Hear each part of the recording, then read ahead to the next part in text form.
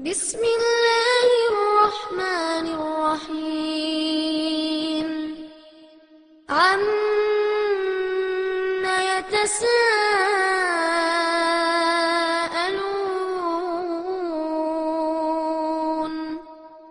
عن النبأ العظيم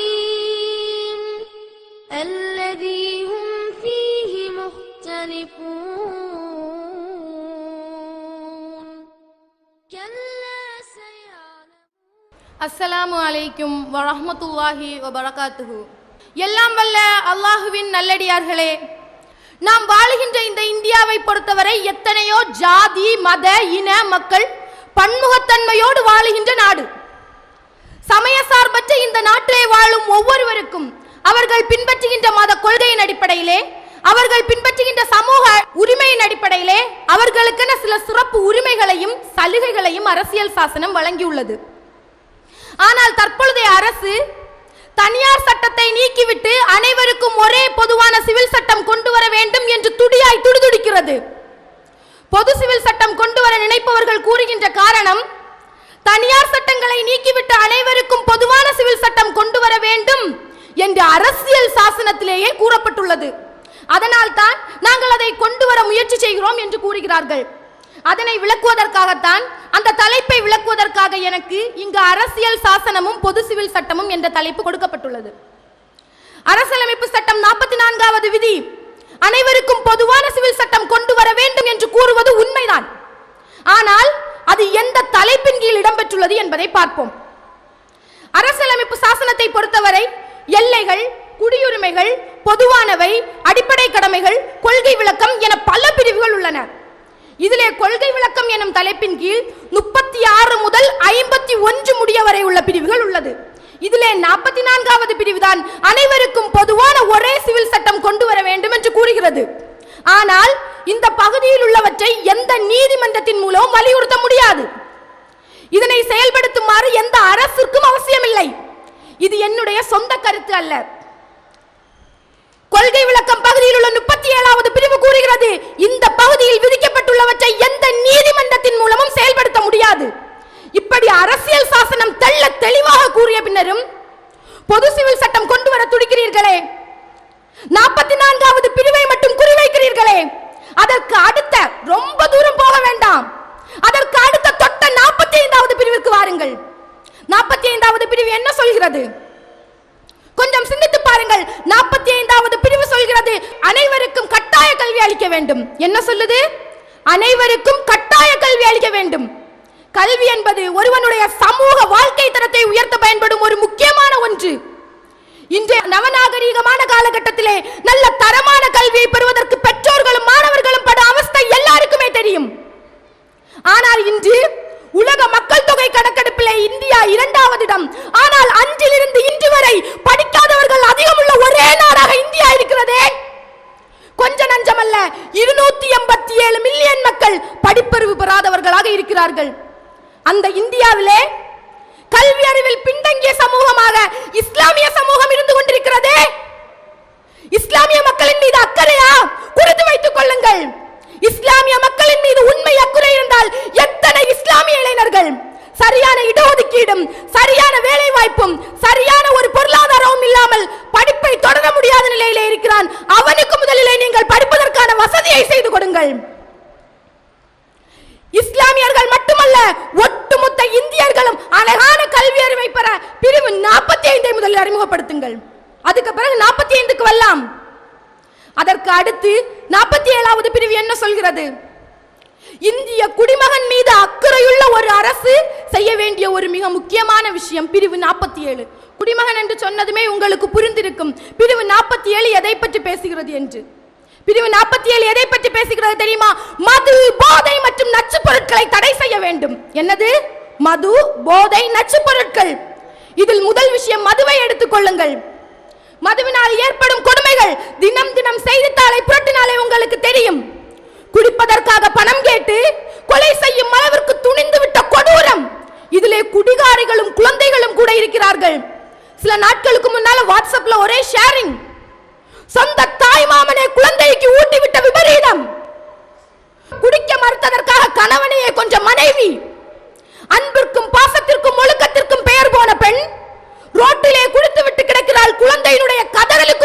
பதில் சொல்ல முடியாமல் இத்துணை கொடுமைகள் இருக்கின்றன.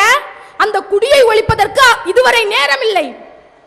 இந்திய கணக்கெடுப்புகள் சொல்கிறது, ஒவ்வொரு 96 நிமிடத்திற்கும் ஒரு இந்தியன் தன்னுடைய தாயையும் மனைவியையும் பிள்ளையையும் நிர்கதியாக விட்டுவிட்டு மரணிக்கிறானே. அந்த மதுவை தடுப்பதற்கு திட்டம் கொண்டு வாருங்கள். திராணி இருந்தால் அந்த மதுவை தடுங்கள், நெஞ்சுரம் இருந்தால் அந்த மதுவை தடுங்கள்.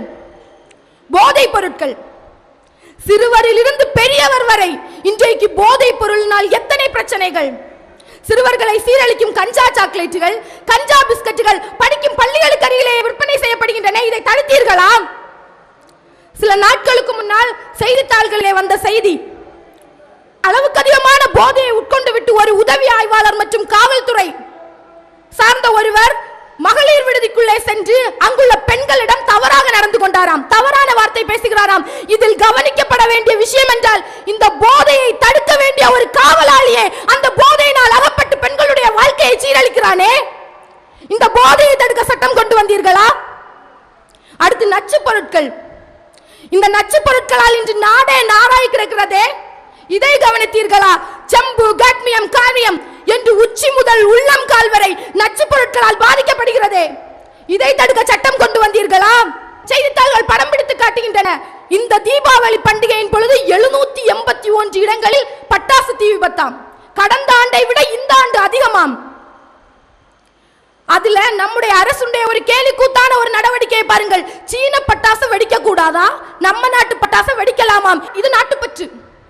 அட, நாட்டு மக்களின் மீது உண்மை பச்சை காணி. எந்த பட்டாசு வெடிச்சாலும் நாட்டு மக்களுக்கு கேடுதானே. அதுல இந்த வருடங்களிலே ஒரு மிக முக்கியமான செய்தி, பட்டாசு வெடித்ததில் ஒரு கர்ப்பிணியும் அந்த கர்ப்பிணியோடு ஒரு கருவின் உயிரும் போனதே. அதற்கு நீ என்ன நடவடிக்கை எடுத்தாய்? அந்த குடும்பத்திற்கு யார் பொறுப்பு? IAS கனவுடனே தன் மகனை படிக்க வைத்து என்றாவது ஒரு நாள் தன் மகன் IAS ஆகிவிடுவான் என்ற கனவிலே படிக்க வைத்தானே. அந்த பட்டாசு வெடித்ததை போன்று ஒட்டுமொத்த குடும்பத்தின் கனவும் நாராய் வெடித்ததே. இதற்கு நீ என்ன பதில் சொல்ல போகிறாய்? இப்படி தடுக்க வேண்டிய விஷயங்கள் எத்தனையோ இருக்கிறது. இந்த நச்சு பொருட்களால் அதை கரைக்கிறோம் இதை கரைக்கிறோம் என்ற பெயரில் நீரும் நிலமும் காற்றும், ஏன் உண்ணக்கூடிய உணவும் கூட நஞ்சாய் மாறி நஞ்சு வாழ்க்கை வாழ்ந்து கொண்டிருக்கிறோமே. இதை தடுக்க என்ன சட்டம் கொண்டு வந்தாய்? அடுத்து 41வது சட்டம், மிக முக்கியமான சட்டம். அனைவருக்கும் வேலை வாய்ப்பு கொடுக்க வேண்டும். வேலை வாய்ப்பு கொடுக்க முடியாவிட்டால் பொது நிதியிலிருந்து உதவி செய்ய வேண்டும். இன்னைக்கு எல்லாருக்கும் வேலை வாய்ப்பு கிடைத்ததா? படித்து முடித்த எத்தனையோ இளைஞர்கள் வேலை வாய்ப்பு இல்லாமல் இன்று அவதிப்படுகிறார்கள். இன்னைக்கு பார்த்தா பட்டதாரிகள் எல்லாம் குற்றவாளிகள் என்ற நிலை இருக்கிறதா? இன்றைக்கு செய்தித்தாள்களை புரட்டினாலே தெரியும். செல்போன் திருடிய கம்ப்யூட்டர் இன்ஜினியர் கைது, செயின் திருடிய EC இன்ஜினியர் கைது என்ற அளவிற்கு நிலைமை மாறி போகிறதே. எதற்காக? படிப்பில்லை, வேலை வாய்ப்பின்மை. இந்த வேலை வாய்ப்பின்மையை ஒழிக்க ஏதாவது திட்டம் கொண்டு வந்தீர்களா? நெஞ்சுரம் இருந்தால் இந்த வேலை வாய்ப்பின்மையை ஒழியுங்கள். எத்தனையோ இந்திய இளைஞர்கள் வெளிநாடுகளில் சென்று தன்னுடைய இளமை முழுக்க வெளிநாடுகளிலே கழிக்கிறார்களே. தாயை கவனிக்க முடியாமல், மகனை கவனிக்க முடியாமல், மகனை கவனிக்க முடியாமல், ஏன் கட்டிய மனைவியை கூட கவனிக்க முடியாமல் வெளிநாடுகளிலே தன்னுடைய இளமை முழுக்க கழித்துவிட்டு ஏதாவது ஒரு நோயுடன் வந்து படுக்கையில் விழுகிறானே. அதை ஒழிக்க அனைவருக்கும் வேலை வாய்ப்பு கொடுங்கள். உங்களுக்கு பிரிவு 45 வேண்டாம், 47 வேண்டாம், 41 வேண்டாம், 44 மட்டும் கேட்கிறதா? எதற்காக? எங்களுடைய குரல் வலைகளை நசுக்குவதற்காகவா? பொது சிவில் சட்டம் இது நாட்டுடைய ஒற்றுமைக்கு ஆப்பாக அமையும் என்று தெரிந்த பின்னரும் 44ஐ கொண்டு வர துடிக்கிறீர்களே. இதில் ஒரு மத்திய அமைச்சருடைய ஒரு வாக்கு, முத்தலாக்கை ஒழித்து பொது சிவில் சட்டம் கொண்டு வருவதற்கு இதுதான் சரியான தருணமாம். இந்த முத்தலாக் விஷயத்திற்கு மத சாயம் பூசக்கூடாதாம். அட, நான் கேட்கிறேன், மதுவை ஒழிப்பதற்கு இது சரியான தருணம் இல்லையா? மதுவினால் அனைவரும் ஆஹா ஓஹோ என்று வாழ்ந்து கொண்டிருக்கிறான். அனைவரும் செத்துத்தானே மடிகிறான். அனைவருக்கும் கல்வி கொடுக்க வேண்டிய சரியான தருணம் இல்லையா இது? அனைவருக்கும் வேலை வாய்ப்பு கொடுக்க வேண்டிய சரியான தருணம் இல்லையா இது? அனைத்தையும் விட்டுவிட்டு உனக்கு பொது சிவில் சட்டம் கொண்டு வர சரியான தருணமா? சரி, நீ பொது சிவில் சட்டம் கொண்டு வரையோ வரமாட்டியோ அது அடுத்த பஞ்சாயத்து. நாட்டில் பொதுவில் வைக்க வேண்டிய எத்தனை சட்டங்கள் உள்ளன, அதை நீ பொதுவில் வைத்தாயா? பொதுவில் வைக்க உனக்கு திராணி இருக்கிறதா? குஜராத் மற்றும் பீகாரில் மது அருந்தினால் தண்டனை. ஆனால் சில மாநிலங்களில் மதுவை அரசாங்கமே அனுமதித்து மதுவினாலே வாழ்கிறது என்ற நிலைமை. இந்த மது தடை செய்யப்பட்ட மாநிலத்தில் கூட பெர்மிட் வாங்கி கொடுத்தால் தண்டனை இல்லையாம், பெர்மிட் இல்லாமல் கொடுத்தால் தண்டனையாம். மது அனுமதிக்கப்படாத மாநிலத்தில் நட்சத்திர ஹோட்டலில் குடித்தால் தண்டனை இல்லை, சாதாரண ஹோட்டலில் குடித்தால் தண்டனையாம். என்ன ஒரு கரிசனையான அரசு! நான் கேட்கிறேன், ஏன் குஜராத்காரனும் பீகார்காரனும் மட்டும்தான் மதுவில் இருந்து விலக்கு பெற வேண்டுமா? மற்ற மாநிலக்காரன் எல்லாம் மது குடித்தே சாக வேண்டுமா? பதில் சொல்லுங்கள். தடுக்க வேண்டும் என்ற திராணி இருந்தால் இந்த மதுவை அனைத்து மாநிலங்களிலும் பூரண மது விலக்கு கொண்டு வாருங்கள். ஹெல்மெட், ஒரு மாநிலத்தில் ஹெல்மெட் அணிந்தா பிரச்சனை இல்ல, இன்னொரு மாநிலத்தில் ஹெல்மெட் அணியாட்டாலும் பிரச்சனை இல்ல.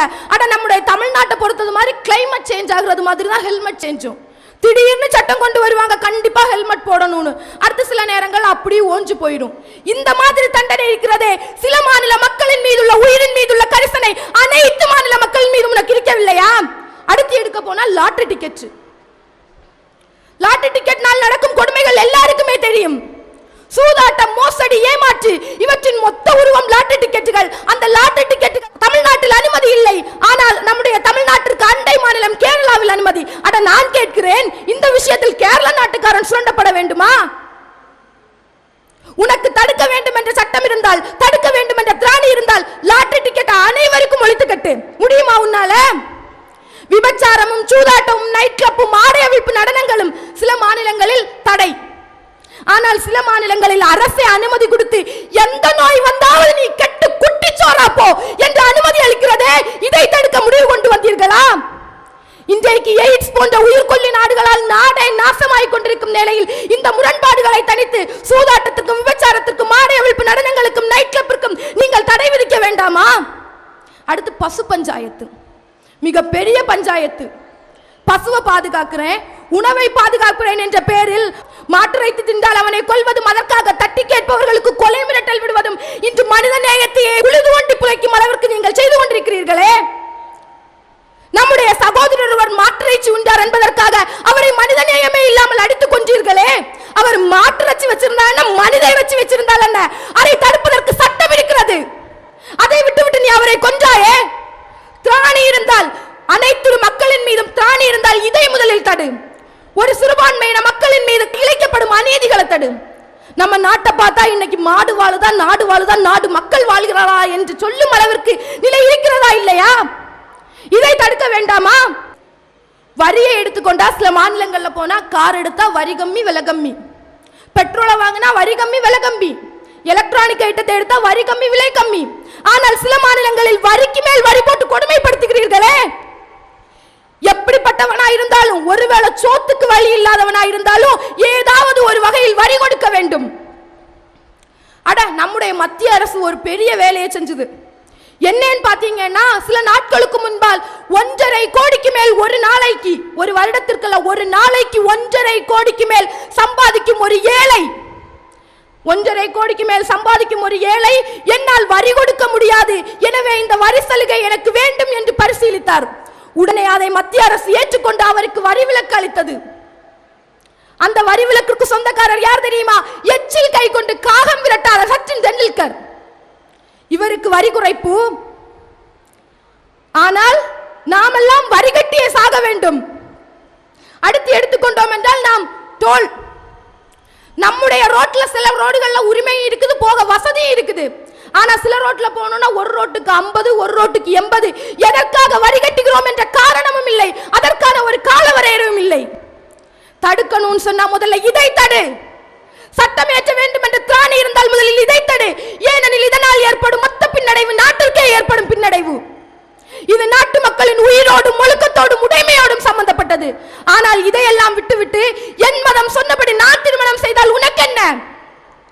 என் மதம் சொன்னபடி எனக்கு விருப்பப்பட்ட நேரத்தில் விவாகரத்து செய்து கொள்ள தடுப்பதற்கு நீ யார்? என்னுடைய சொத்தை என்னுடைய பிள்ளைகளுக்கும் என்னுடைய தந்தைக்கும் என் மதம் சொன்னபடி நான் பிரித்து கொடுப்பதை தடுப்பதற்கு உனக்கு என்ன உரிமை இருக்கிறது? இதையெல்லாம் விட்டுருங்க. நாட்டுல புதுசா பொது சிவில் சட்டம் கொண்டு வருவது ஒருபுறம் இருக்கட்டும். நாட்டுல ஏற்கனவே பல சட்டங்கள் இருக்கு, அதை செயல்முறைப்படுத்தினீங்களா? கேட்கிறோம். தீண்டாமை, இன்றைக்கு எத்தனையோ பேர் மனிதர்களாக கூட மதிக்கப்படாத நிலைமை இந்தியாவில் இருக்கிறதா இல்லையா? நாயை விட கேவலம் இந்த 21ஆம் நூற்றாண்டில் கூட மனித அங்கீகாரம் வழங்கப்படாத எத்தனையோ தலித் சகோதரர்கள் இருக்கிறார்கள். உயர் ஜாதியினர் நீர் குடித்த கூலையில் அவர்களுக்கு நீர் குடிக்க அனுமதி இல்லை. உயர் ஜாதியினர் உண்ட பாத்திரத்தில் அவர்களுக்கு சாப்பிட அனுமதி இல்லை. அவர்களுக்கு கோயிலுக்கு வர அனுமதி இல்லை, தேரிலுக்கு அனுமதி இல்லை, மண்டலப்படி கொடுக்க அனுமதி இல்லை. ஒரு நாயை கொன்னா கூட இன்னைக்கு ப்ளூ கிராஸ் ரெட் கிராஸ்னு வரா. ஆனா தலித்தை கொள்கிறாயே, நாயை விட கேவலமாக கொள்கிறாயே, இதை தடுக்க நீ சட்டம் கொண்டு வந்தாயா? அட சில நாட்களுக்கு முன்னால ஒரு தலித் சகோதரனை அம்பேத்கரோட ரிங்டோன் அவனுடைய செல்போன்ல இருந்ததாம். அதற்காக கொன்றீர்களே. நீங்கள் நாட்டு மக்களுடைய மொத்த வரி பணத்தையும் வீணடித்து விட்டு சட்டமன்றங்களிலே ஆபாச படங்களையும் தேவையில்லாத படங்களையும் பார்த்துக் கொண்டிருக்கிறீர்களே, இதை தடுக்க என்ன சட்டம் கொண்டு வந்தீர்கள்? ஏதாவது சட்டம் கொண்டு வந்தீர்களா? இல்லை, இதுவரைக்கும் இல்லை. சில நாட்களுக்கு முன்பே நெஞ்சை உருக்கிய ஒரு சம்பவம். ஒரு இந்து சகோதரர் தான், ஆனால் அவர் பழங்குடியினர் என்பதற்காக இறந்த தன்னுடைய மனைவியை 12 கிலோமீட்டர் தூரம் தோளிலே சுமந்து வந்தார். 2 கால் மனித விரகங்கள் வேடிக்கை தான் பார்த்தன, சுற்றி சுற்றி புகைப்படம் தான் எடுத்தன. அதை விட்டு தடுக்க ஏதாவது சட்டம் கொண்டு வந்தீர்களா? தலித்தும் மனுஷன் தான், உயர் ஜாதியினரும் மனுஷன் தான், பழங்குடியினரும் மனிதன் தான் என்று சட்டம் கொண்டு வந்தீர்களா? இல்லை. அனைவரும் அர்ச்சகராகலாம், இது இந்திய அரசியல் சட்டம். இது இருக்கிறதா? அனைவரும் அர்ச்சகராகக்கூடிய உரிமை இங்கு இருக்கிறதா? இதுவரைக்கும் பிராமணன் கோயிலில் அர்ச்சனை செய்த அந்த விபூதியை பிரசாதத்தை அடுத்தவர்களுக்கு கொடுப்பார். நான் கேட்கிறேன், உங்களுக்கு திராணி இருந்தால் ஒரு தலித்தை அர்ச்சனை செய்த அதை விபூதியாக பிராமணர்கள் ஏற்றுக்கொள்ள தயாரா? நெஞ்சிலம் இருந்தா இந்த சட்டத்தை கொண்டு வாடா. இதை விட்டு விட்டு பொது சிவில் சட்டம் கேட்கிறதா? தலித்துகளுடைய வழிபாட்டு உரிமைக்கு விடிவும் இல்லை முடிவும் என்ற நிலைமைக்கு தலித்துகளுடைய வழிபாட்டு வாசல்களை எல்லாம் மூடி வைத்திருக்கிறீர்களே, சட்டம் கொண்டு வாருங்கள். முடியாது. அடுத்து பார்த்தீர்கள் என்றால் லஞ்சம் ஊழல். இன்றைக்கு லஞ்சம் ஊழல், லஞ்சம் வாங்குவதும் கொடுப்பதும் தண்டனைக்குரிய குற்றம். இன்னைக்கு லஞ்சத்தை பொறுத்தவரை ஒரு அடிமட்ட அரசியல்வாதியிலிருந்து ஒட்டுமொத்த மேம்பட்ட அரசியல்வாதி வரை லஞ்சத்தினாலே வாழ்கிறானே. ஹெல்மெட் இல்லையா? கைமடக்கு. லைசென்ஸ் இல்லையா? கைமடக்கு. அட பர்த் சர்டிபிகேட் இல்லையா? கைமடக்கு. சட்டத்தில் ஓட்டை இருந்தா பிரச்சனை இல்ல. இன்னைக்கு நம்முடைய இந்திய அரசு சட்டத்தில் ஓட்டையே சட்டமாக இருக்கிறது. இதை தடுக்க ஏதாவது சட்டம் கொண்டு வந்தாயா?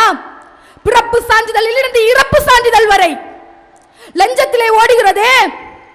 அட நான் கேட்கிறேன், சில நாட்களுக்கு முன்பாக ஒரு 12 அல்லது 13 வயது பையன் நாட்டினுடைய முக்கிய சேவை மட்டுமல்ல தேவை, அந்த மருத்துவ உதவி பெறுவதற்காக வந்தானே, அவனிடம் பணம் இல்லை என்பதற்காக அவனுடைய மருத்துவ உதவியை புறக்கணித்து இறந்தானே. இந்த அளவிற்கு பணப்பித்து பிடித்து நடக்கிறீர்களே. அட இந்திய நிதி அமைச்சகத்தால் தேடப்படும் குற்றவாளி லலித் மோடி எங்கே? அவனை பிடித்தீர்களா? அவனுக்கு ஏதாவது சட்டம் எடுத்தீர்களா? வெளிநாடு தப்பி செல்ல மட்டும் வழிவகை செய்தீர்கள். இதுல பெரிய ஒரு கோமாளித்தனம் என்னவென்றால், நம்முடைய நாட்டிலே சில நாட்களுக்கு முன்பாக பல கோடி ரூபாய் கடன் வாங்கி ஒரு ஆள் வெளிநாடு சென்றார்.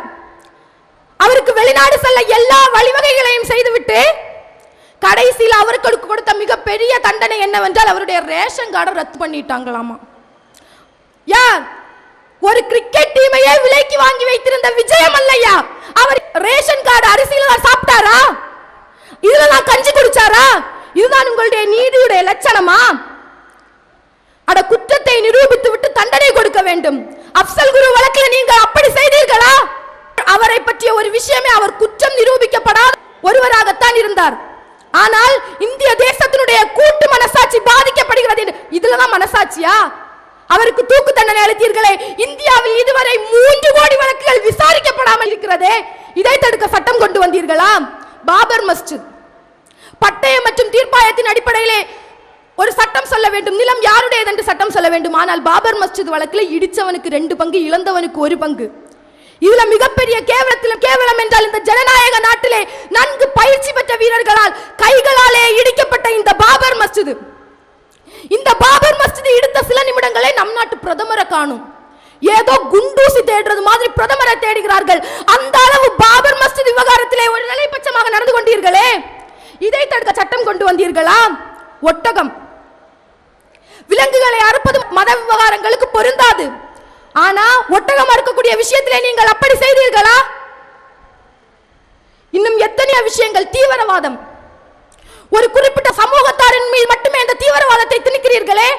ஒரு இஸ்லாமிய சகோதரன், அவன் கத்திரிக்காய் வச்சிருந்தாலே பிரச்சனை. அடுத்த நாள் நியூஸ் பேப்பர்ல வந்துரும், கத்திரிக்காய் வெடிகுண்டுடன் இஸ்லாமிய தீவிரவாதி கைது. அவரிடமிருந்து லேப்டாப், செல்போன் போன்ற பயங்கர ஆயுதங்கள் கைப்பற்றப்பட்டன. அட, உங்களுடைய சமூகக்காரனுடைய வீட்டுல உண்மையால துப்பாக்கி இருக்கும், உண்மையால வெடிகுண்டு இருக்கும், அவன் தொண்டன். நாங்கள் எல்லாம் தீவிரவாதிகளா? இப்படி ஒரு சமூகத்தின் மீது மட்டுமே உன்னுடைய மதவெறியை திணிக்கிறாயே, எத்துணை மததுவேச பேச்சுக்களை எங்கள் மீது திணித்திருக்கிறாய். அதற்கெல்லாம் நீங்கள் சட்டம் இயற்றினீர்களா? நடவடிக்கை எடுத்தீர்களா? முஸ்லிம்கள் பாகிஸ்தானுக்கு போங்க. அட, எங்களை பாகிஸ்தான் போக சொல்வதற்கு உனக்கு என்ன உரிமை இருக்கிறது? முஸ்லிம் பெண்கள் 2 குழந்தைகள் தான் பெற்றுக் கொள்ள வேண்டும். இதற்கெல்லாம் நீங்கள் நடவடிக்கை எடுத்தீர்களா? மத்திய அரசினுடைய கணக்கின்படி உலகிலேயே பணக்காரர்கள் அதிகம் வாழும் 7வது நாடு இந்தியா. உலகிலேயே பணக்காரர்கள் அதிகம் வாழும் நாடுல 7வது இடமாக இந்தியா இருக்கிறது. ஆனால் உலக வங்கியின் கணக்கின்படி 77 கோடி மக்கள் பரம ஏழைகளாக இருக்கிறார்கள். இதில் 22.4 கோடி மக்கள் இந்தியர்களாக இருக்கிறார்கள். ஏன் இந்த முரண்பாடு? ஒருத்தன் சொல்றான் பணக்காரன் எல்லாம் இந்தியால இருக்கிறான்னு, இன்னொருத்தன் சொல்றான் பரம ஏழை இந்தியால இருக்கிறான்னு. பரம ஏழை என்றால் 126 ரூபாய் கூட ஒரு நாள் சம்பாதிக்க முடியாதவன். ஏன் இந்த ஏழை பணக்காரன்? நான் சொல்கிறேன், இதற்கான தீர்வு என்னவென்றால் பணக்காரன் பணக்காரனாகவே போய் கொண்டிருக்கிறான், ஏழை ஏழையாகவே பிறந்து ஏழையாகவே மரணிக்கிறான். இந்த ஏழை பணக்காரன் முறையை ஒழிக்க ஏதாவது சட்டம் கொண்டு வந்தீர்களா? இதையெல்லாம் விட்டுவிட்டு அட, உங்களுக்கு மாநிலங்களுக்கு இடையில் உள்ள பிரச்சனையை தீர்க்க வக்கில்லை. ஒரே அரசு காவிரி பிரச்சனையில ஒரு மாநிலத்துல ஒரு மாதிரி, இன்னொரு மாநிலத்துல ஒரு மாதிரி இரட்டை வேஷம் போட்டீர்களே. அஹ்லாக் பிரச்சனையில இரட்டை வேஷம் போட்டீர்களே. இன்னும் எத்துணை பிரச்சனைகளிலே இரட்டை வேஷம் போட்டு, செல்போன்ல ஒரு மோட் உண்டு, ஃளைட் மோட். அந்த ஃளைட் மோடில் இருந்து விட்டு இப்பொழுது எங்களுக்கு பொது சிவில் சட்டம் கொண்டு வருகிறீர்களா? அட, பொது சிவில் சட்டம் கொண்டு வந்தால் இன்றைக்கு மாநிலத்திற்குள்ள பிரச்சனை மாவட்ட பிரச்சனையாகும், மாவட்ட பிரச்சனை கிராமங்களுக்கு இடையே உள்ள பிரச்சனையாகும், கிராம பிரச்சனை அடுத்தவன் பிரச்சனை ஆகும். நம்முடைய பக்கத்து வீட்டில் கூட வாழ முடியாத நிலைமை. இதற்காகத்தான் நீ பொது சிவில் சட்டம் கொண்டு வருகிறாயா? அட, நாட்டில் நிலவும் எல்லா பிரச்சனைகளையும் விட்டுவிட்டு அரசியல் சாசனம் எனும் கொல்லைப்புறம் வழியாக நீ பொது சிவில் சட்டத்தை கொண்டு வர முயற்சிக்கிறாய். இன்ஷா அல்லாஹ் உன்னுடைய சட்டம் ஒருபோதும் பலிக்காது. எங்களை என்ன நினைத்தாய்? குட்ட குட்ட குனிந்து வாழும் 1950 முஸ்லிம்கள் அல்ல நாங்கள். சட்டம் படித்து நீங்கள் எந்த வழியில் வருகிறீர்களோ முல்லை முள்ளால் எடி என்று நாங்கள் சட்டம் படித்து எதிர்க்க தயாராக இருக்கிற 2016 முஸ்லிம்கள். அட, ரத்தமும் யுத்தமும் எங்களுடைய முன்னோரின் வழிமுறை. புலியை முரத்தாலே அடித்து விரட்டினால் தமிழர் பாட்டி என்று நீங்கள் கதை சொல்வீர்கள். இதோ எங்களை சட்டத்தின் பேரால் எதிர்க்க வரும் 2 கால் மிருகங்களை நாங்கள் முறமுதுகு காட்டி ஓட வைக்க செய்ய போகிறோம். அட, முஸ்லிம் பெண்கள் தானே, என்ன சட்டம் கொண்டு வந்தால் என்ன, அவர்கள் வீட்டுக்குள்ளே அடைந்து கிடப்பார்கள் என்று தானே நினைத்தீர்கள்? இதோ கொஞ்சம் பாருங்கள், எங்களுடைய எத்துணை முஸ்லிம் சகோதரிகள் அல்லாஹ் தந்த சட்டத்தை காப்பாற்றுவதற்காக அலைகடல் என திரண்டு வந்திருக்கிறார்கள் என்று. அதுல எத்துணை தாய்மார்களுடைய கையிலே பச்சிளம் குழந்தைகள் இருக்கிறது என்று படம் பிடித்து காட்டுங்கள், இந்த உலகம் அறியட்டும். அட, ஒரு வரலாற்று ஆசிரியர் சொல்கிறார், இந்தியாவில் இப்பொழுது இருக்கும் முஸ்லிம்களுடைய பிறப்பு விகிதத்தை விட சுதந்திர போராட்டத்தின் பொழுது இறந்த முஸ்லிம்களின் எண்ணிக்கை அதிகம் என்று. அப்படி அப்பொழுதே நாங்கள் சுதந்திரத்திற்காக குரல் கொடுத்த கூட்டமடா.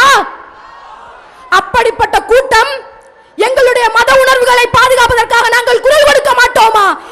நீ நினைக்கிறாய் இது பெரும் கூட்டம் என்று. நான் சொல்கிறேன், இது பெரும் கூட்டம் அல்ல, என்னுடைய சமுதாய மக்களின் ஒரு சின்ன தீப்பொறி மட்டும் தான் இது. இந்த தீப்பொறியை உன்னால் தாங்க முடியாதடா. எரிமலையை பார்க்க திராணி இருக்கிறதா? இந்த பொது சிவில் சட்டத்தை ஒரு காலமும் நாங்கள் எங்களுடைய அணு அளவு கூட எங்களுக்கு ஏற்றுக்கொள்ள மனம் இல்லை, ஏற்றுக்கொள்ள மாட்டோம். அதை எதிர்க்க தயாராகிவிட்டோம். இது ஒரு சின்ன பொறி மட்டுமே. எங்களுக்கு உரிமைகள் வழங்கப்படவில்லையா? புத்தகங்களையும் அல் குர்ஆனையும் எடுத்து புரட்டி பாருங்கள். அன்றைய காலகட்டத்திலே மறுக்கப்பட்ட அத்துணை உரிமைகளையும் வழங்கிய மார்க்கமடா இஸ்லாம் என்று கூறி, உரிமைகளுக்காக எங்களுக்காக நீங்கள் குரல் கொடுக்க வேண்டாம், உங்களுடைய பாசமும் வேசமும் நீலி கண்ணீரும் நடிப்பும் எங்களுக்கு வேண்டாம் என்று கூறி வாய்ப்பளித்த இறைவனுக்கு நன்றி கூறி விடைபெறுகிறேன். வாஹிரு தவானா அல்ஹம்துலில்லாஹி ரப்பில் ஆலமீன். அஸ்ஸலாமு அலைக்கும் வரஹ்மத்துல்லாஹி வபரகாத்துஹு. அல்லாஹ்